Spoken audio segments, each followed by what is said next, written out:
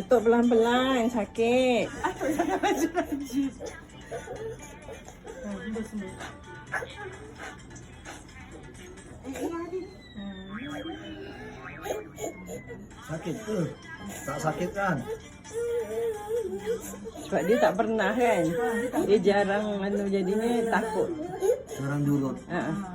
Tak pernah diurut-urutkan juga. Pernah, tapi masih bayi-bayi dia besar-besar ni dia dah lama yang hari turun. Yang kat sini.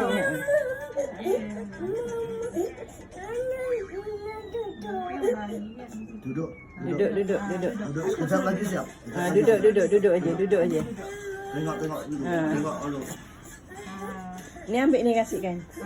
Oh, ni monyet lompat tu jatuh. Doktor kata jangan lompat.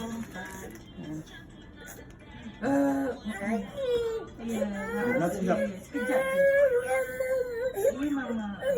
Tapi jatuh tak nangis. Ya, dia jatuh macam mana pun tak, dia tak kisah pun, tak ada nangis. Tapi itulah demam yang ni paling teruk. Sekejap.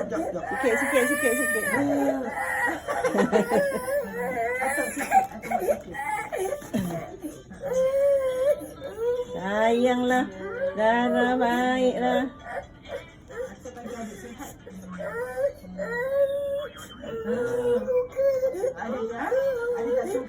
Adik tak suka.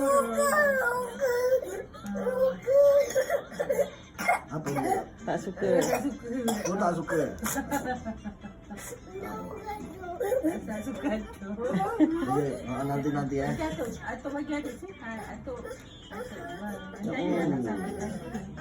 Dah jatuh banyak kali tu bang. Ha? Dah jatuh banyak kali. Oh, kau jatuh ya? Naik basikal lah. Basikal lah ke boleh. Oh, siang ni jadi sakit nih. Biar malam boleh tidur. Hah?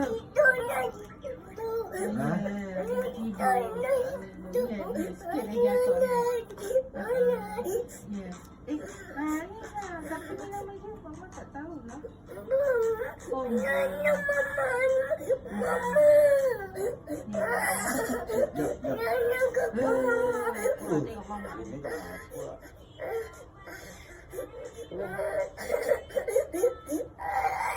Dia manjat-manjat lah tu agaknya bang.